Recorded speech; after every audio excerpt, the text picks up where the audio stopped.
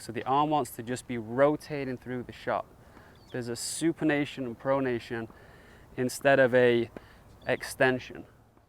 Thanks for clicking on the video. My name's Tom Alsop, and today I'm going to share with you some video footage of me working with a former college player, looking to improve his serve, and you're going to see how we go about that.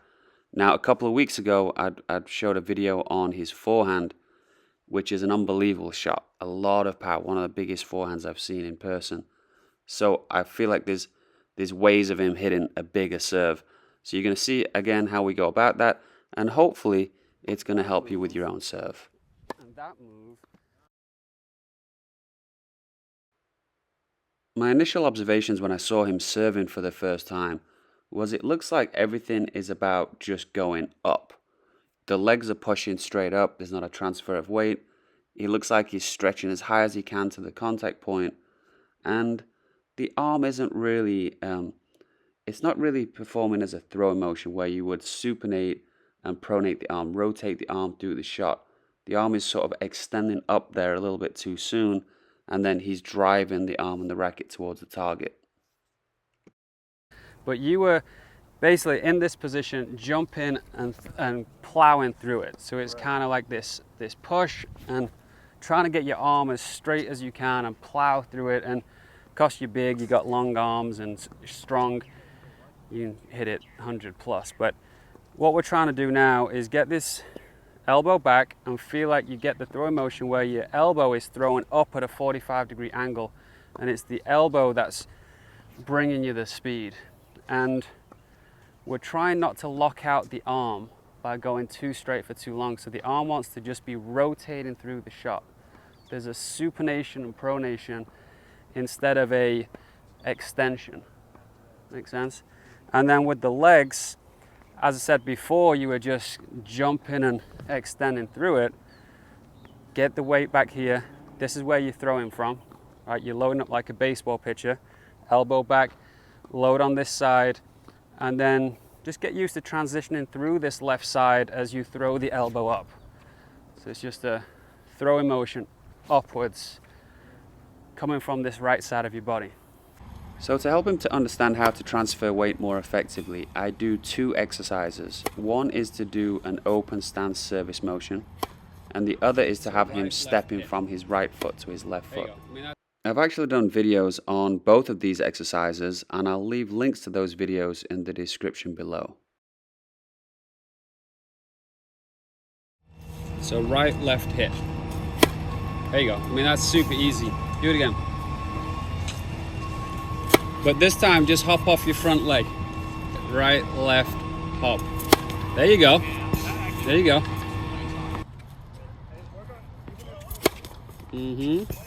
So you can get it back and you can throw it a little bit.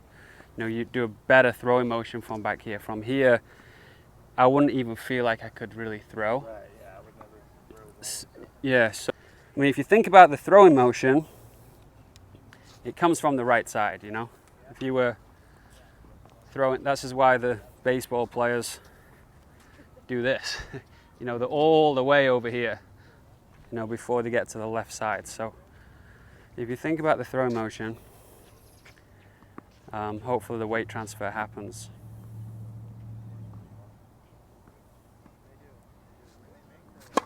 Good.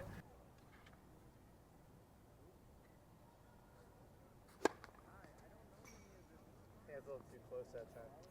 Instead of thinking about everything going up, we want to feel like the elbow is leading the way.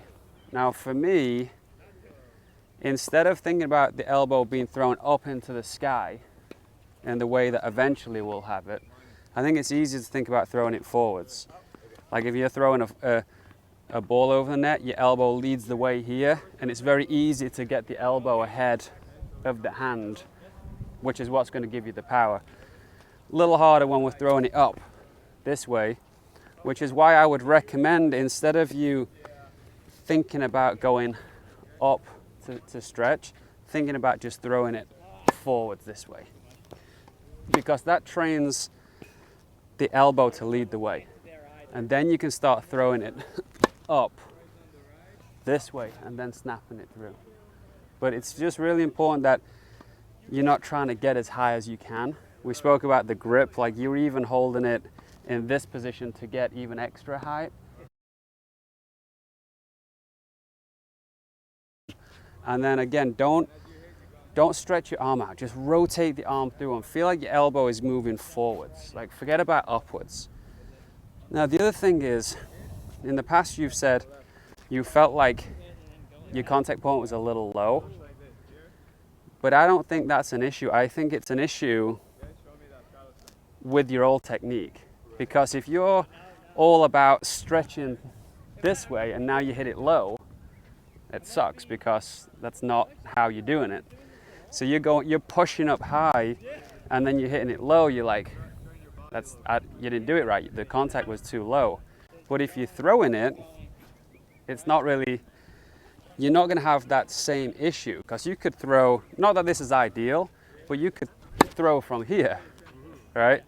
Now if I push up and I hit it low, it's going to feel wrong. So just think about rotating the arm through. And yesterday I was talking about it being the same move here as here, right? And you could probably smack a ball miles, right? You could whack it way over the fence, just side arming it.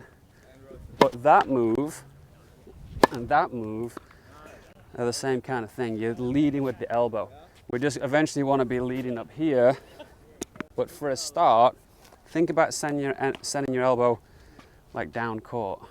Does that make sense? Yeah. Your elbow right now is doing this path straight up. We want this path of your elbow to be this way.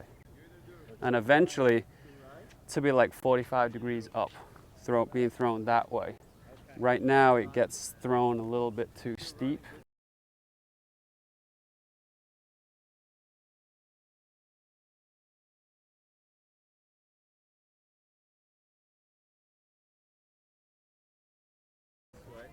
Think about how much power you're going to get if you're sending it in the direction you want the ball to go. Yes, I like that.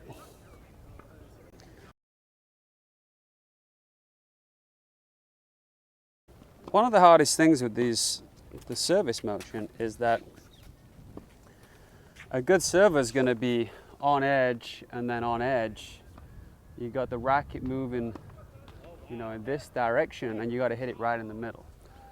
A beginner server faces the racket to the ball and follows through like this, right? Because that's the easiest way to make sure that you hit it in the right direction. Going from on edge to on edge and trying to hit it in the middle of this motion is somewhat like counterintuitive unless you're a good tennis player. But that's what we're trying to get, is the rotation of the arm happening. Because you're rolling your shoulder and throwing your elbow and making sure that the elbow doesn't straighten out. We're not trying to go, you don't have to be driving the racket to your target. Just like when we do this move here, I'm not trying to go out like this. I'm just swinging around my body and I can rotate my arm and just hit it at the right time to make it go straight. So get away from like that and think about it as a rotation of the arm. And just trust it's going to go straight instead of thinking about everything just in line there. So much more effortless though.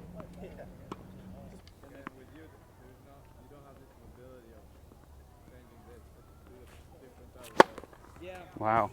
Sounded hard. It felt really good. Just be aware of it. It felt like so much extra power without doing anything